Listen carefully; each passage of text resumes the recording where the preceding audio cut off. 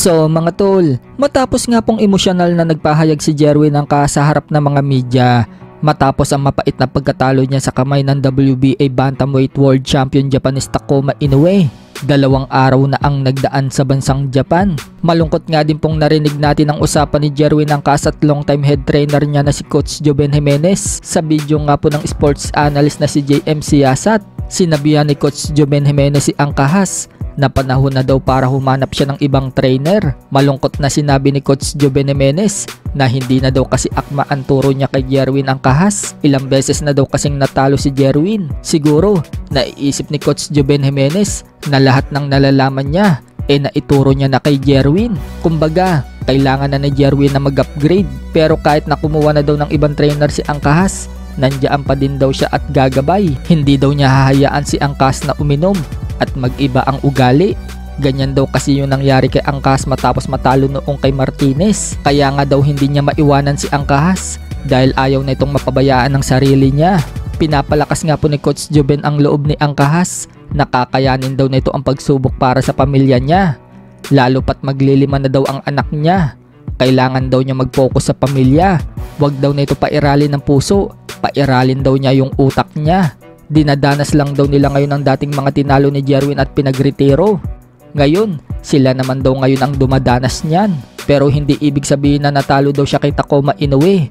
Magre-retiro na daw siya. Dagdag pa ni Joven Jimenez, pwede nga daw humawak kay Angkas itong si Freddie Rhodes o kung sino man daw ang magagaling na coach. Napailing nga po dyan si Angkas mga tol at parang ayaw niya.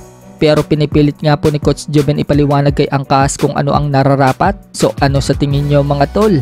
Tama lang ba ang desisyon ni Coach Joven Jimenez na iba na ang hahawak dito kay Angkas? Para sa atin naman mga tol, pwede naman sigurong hindi mawala si Coach Joven Jimenez. Magdagdag na lang sila ng ibang trainer. Parang katulad lang yan kay Pacquiao at Buboy Fernandez. Sila pa rin ang magkasama. Dinagdag lang si Freddie Rhodes bilang head trainer. Sa kabilang banda naman mga tol, mukhang lumalamang na nga po ngayon ng mga Japanese pagdating sa boxing at napag-iiwanan na ang Pinas. Pumapangalawa na po kasi ngayon ang bansang Japan sa pinakamaraming world champion sa men's boxing. Nangunguna nga po dyan ang US na may 12 world champion at pangalawa na ang Japan na may 9 na world champion.